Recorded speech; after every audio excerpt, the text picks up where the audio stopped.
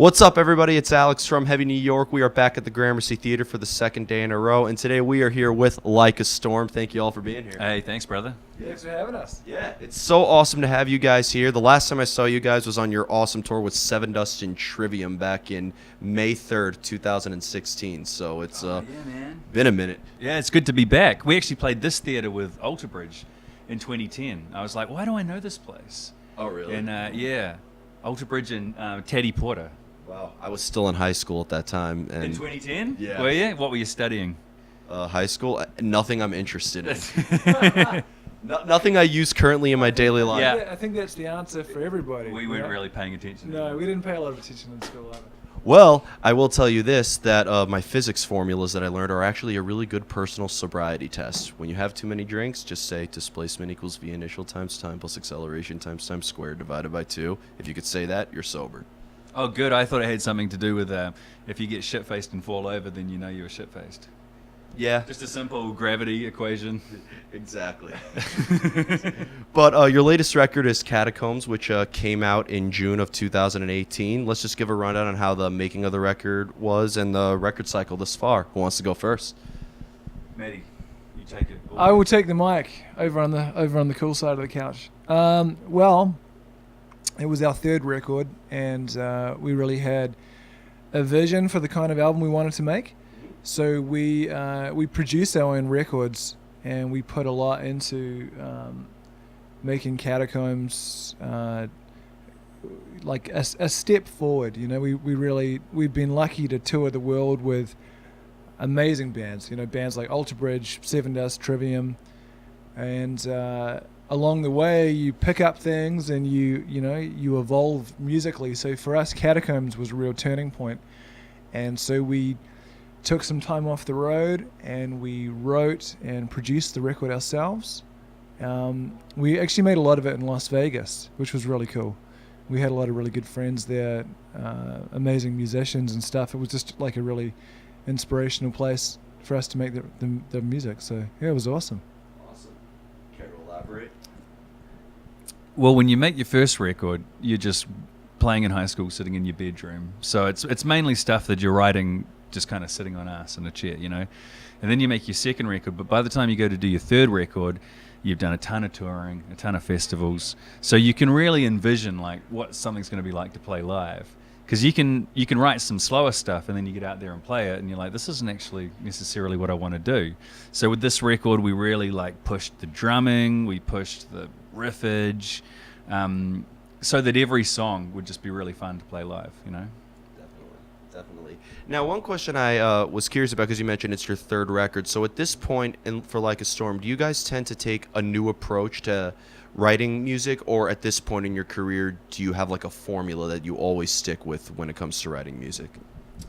Well, so we got a third brother, Chris, and all three of us were in different bands in high school, and we all wrote our own songs.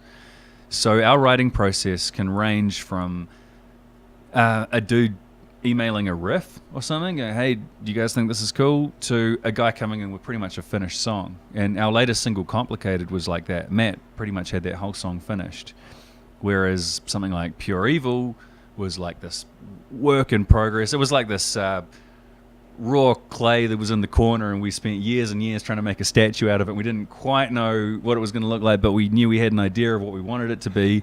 And then the devil inside was a guitar riff that we had since, well, I think the record before, I think we had that and Love the Way You Hate Me, and we were looking at which one are we going to finish to go on the last record, and we just knew that like this is a really cool guitar riff, but it takes a minute to get the song around it. So the cool thing about that is that it's always fresh, because like for some other band where it's like one guy writes everything, or the singer only writes the lyrics, or you know what I mean, the guitarist only writes the riffs. It keeps it really fresh, because when these guys send me ideas, I literally don't know what to expect. Is it going to be mellow? Is it going to be heavy? Is it going to be a whole song? Is it going to be just a rough idea? And yeah, I think that's how we've got a lot of the versatility in our sound. Awesome. What I was curious about, you mentioned that you also kind of produce your own material and stuff. So by not working with, an external producer, not in the band, is it fair to say that you guys have total creative freedom, or is there still ever maybe some like outside input that you guys do utilize? Yeah, I think we have a running joke in the band, which is like, if the records are good, then we're geniuses, and if they're not, then we're just these arrogant assholes. Because we do, right? Because it sort of is results based, like we do. We always have a vision for what we want to make, and the longer that we're making music, the more focused that vision is. So for Catacombs, yeah, I mean, we basically do have, we have complete creative control, and which is, as an artist, that's like your dream, is to have a vision and be able to realize that vision. We're always, open to what people have to say when they hear it, but between writing the music ourselves, producing it ourselves, playing everything ourselves, and then we actually did a lot of the mixing on it too. It's like, if it sucks at the end, then it's completely our fault, But if it comes together, then that, as an artist, I mean, that's like the ultimate fantasy, really. So we've been really blown away at the reaction to Catacombs, because we put so much of ourselves into it. And it, anytime you do that, it could go either way. So for us, it's been amazing to be out playing these songs every night that really, they become like part of you. And so we're very grateful to have that level of control over our music. Yeah, definitely. I've always said that like mixers and producers are like the 5th or 6th Beatle. If you're in Slipknot, the 10th Beatle. Like, because they are. I always thought like just as important or just as much of a member on the record as any of the 4 or 5 band members. So to be able to kind of do everything yourselves, it's basically you guys were all there from start to finish, and everything on that record, from the arrangements to how it was mixed, is solely by you guys. I feel like that makes the record very honest and very true. Oh, thanks, man. Well, it's something that we've always had a genuine interest in. Like, when we were teenagers, and like, not only would you like look at like who was in the band and then who wrote the songs, and then read the guitar magazines about what amps they were playing, what guitars they were playing, what drums they were playing, we would also be like looking in the back of the CD of like who produced it, who mixed it, and we've always had a genuine interest in it. And I think in the not too distant future we'll probably get into producing other bands, because it's just a thing that we genuinely enjoy, having a vision and then realizing the vision. And having the vision doesn't mean you always get there straight away. And in fact, quite often you'll weave back and forth around it. And then when you get there, it's like, it's so simple. It's like, why did that take us 18 months or, to get to it? But we do enjoy having that creative control, but also we just love making records, Yeah. Well, maybe working with another band can also allow you to do stuff like Adam D from Killswitch Engage produces a lot of bands, and you could sometimes see maybe how like working with another band could, I don't want to say rip off, but like maybe take inspiration for your project as well. Yeah, exactly. Yeah, I mean, it's just. I mean, we're so lucky to get to do that. We're so lucky that for a job, it's just a creative outlet, and then the flip side of that is then you get up on stage and travel the world and play it for people who are singing it along. That's just as lucky as it gets. And we've always, when we made our first record, we were like seriously taking notes as to what the producer was doing and the engineer, and we've just always been fascinated by that. As Matt says, working with the mixer, it's a whole other animal, and we love it. Yeah. And I have 2 more questions for you guys. One is, like the first time I saw you guys, you were playing with Trivium Like a Storm, and Westfield Massacre was opening, fairly heavy tour. But then, you toured with bands like 3 Days Grace. You've toured with bands like Alter Bridge. Mm-hmm. So depending on maybe the tours you guys go on, because I really feel like you have like a rock sound, but also a metal sound. And, by having like your, I don't know how you call that instrument that anything that you Didgeridoo. didgeridoo? Didgeridoo. Didgeridoo. Yeah. Okay. That's good. I was like reading about you guys and like trying to pronounce it when preparing for this interview. No, you Like, did well. You're not the Yeah. first one. People don't necessarily know how to pronounce it, so it's didgeridoo. okay.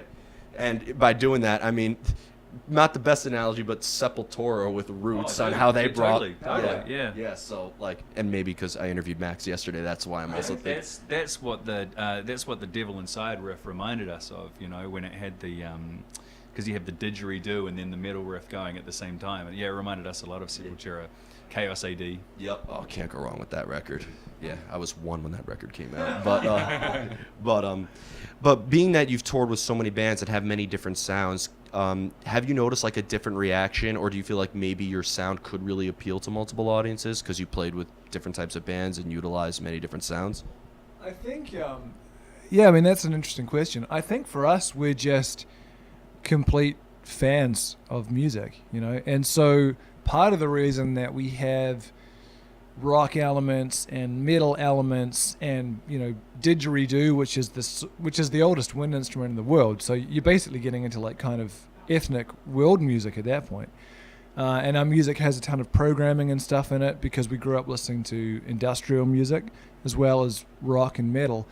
But for us, that's part of the fun thing about being in a band and writing your own music, is that there are no rules as to what you can do, you know, so we can have within the same songs, and that was something we really looked at with Catacombs, you know, how can we have these kind of anthemic rock style choruses, but they have metal riffage and metal style drumming, and you put the didgeridoo in there and that takes it in a different place again. And that does open up the number of different bands you can play with because you're pulling from a lot of different genres, you know. So for us, it's always fun to play with different kinds of bands because we don't tend to change our set list for the tour we're on. So it's more just interesting to see like which songs resonate with which people. And even on a rock tour, you've got fans who are, you know, huge metalheads, but they also like rock music, or, you know, it's different playing in the States to when we play like grass pop in Belgium. You know, you go play like a metal festival and you can just see what connects. And it's, for us, it's just awesome because ultimately we're just fans of music in general. And so those different elements from different genres all appeal to us. Like, we love a good melody as much as we love the heaviest shit we can write. And so for us, you have your own band, you make your own records, you put all of that in there, and it's just interesting to see, you know, what connects. Definitely. And I'd imagine when making new music, that allows more flexibility to try new things as well. Yeah. Yep. Absolutely. Yep.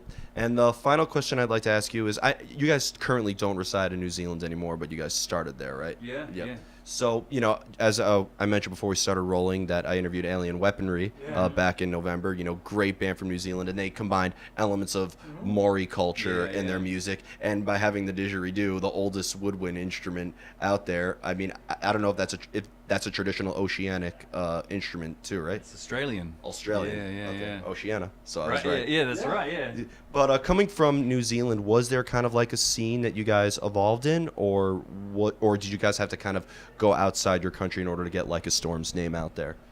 Well, I mean, there's always been a good music scene in New Zealand in the sense that there's always been a lot of really good bands. And I think the way we approach a live show, as far as just making it as energetic as we can and just kind of putting it all out there, I think we picked that up from a lot of the bigger New Zealand bands that we grew up going to shows and watching, because they would play in these little clubs and just blow the roof off the place. You know, there wasn't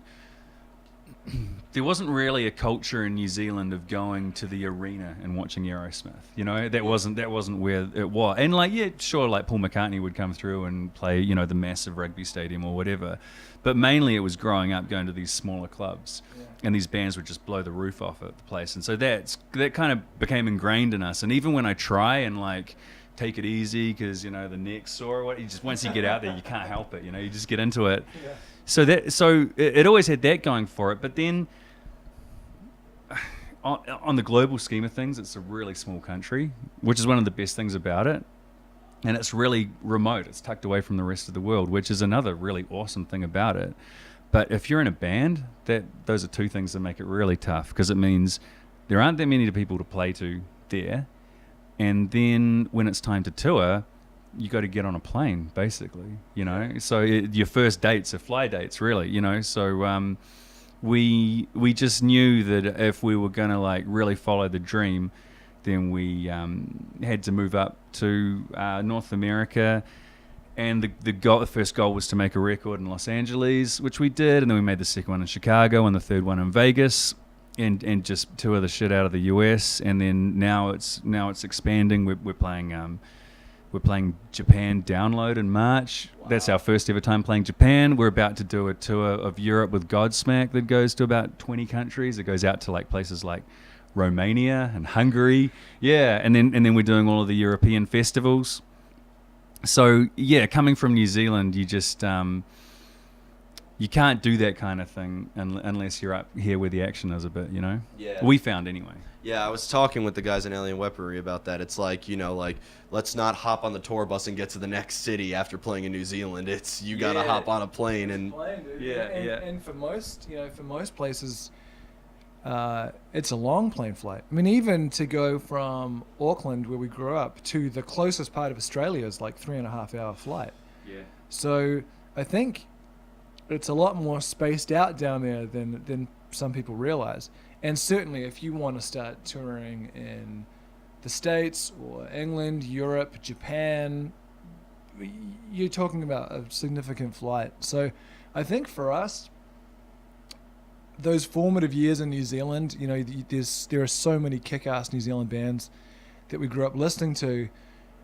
That's such a big part of our sound. And I think the other part is the evolution that we've had since we started touring the world, you know, because we've been, like I was saying before, able to play with, you know, phenomenal musicians, you know, Alter Bridge and bands like that, Gojira, Volbeat, Hell Yeah, you know, with Vinnie Paul, and I mean, it's so you just get to see that every night, you know, and you can't help but want to be better, and you can't help but internalize some of that inspiration. So I think for us, the evolution from our first record to our third record is quite significant, and that's really come from us being on the road, absorbing influences, you know, and also consciously wanting to be a Gojira, be an Alter Bridge, you know, you want to up your game. And I think that part of it for us has really come from traveling, from being up in this part of the world and traveling and playing every night. Especially here in America, like when people hear that a band is from another country, whether it's Europe, just instantly people are interested. So you guys definitely have that to your advantage.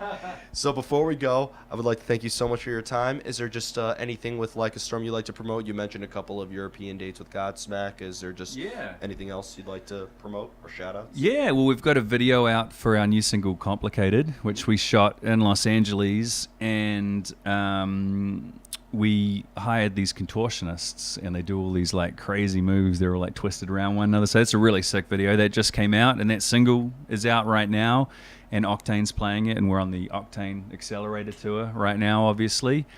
We've got about 4 or 5 more dates on this, I think, and then we fly straight to London, and then we're doing the tour with Godsmack over there, and we're going to Japan in the middle of it. So we actually go from Norway to Tokyo, do one show, and then go back to Berlin, and then we're gonna come home and die. I'm getting jet lag just hearing about that. Well, guys, thank you so much for your time. Thank you very much, man. Great to have you guys here. It's gonna be awesome tonight. Thank you very much. Everybody, we are here with Like a Storm, Catacombs. Pick it up if you haven't already, and we'll see you next time on Heavy New York.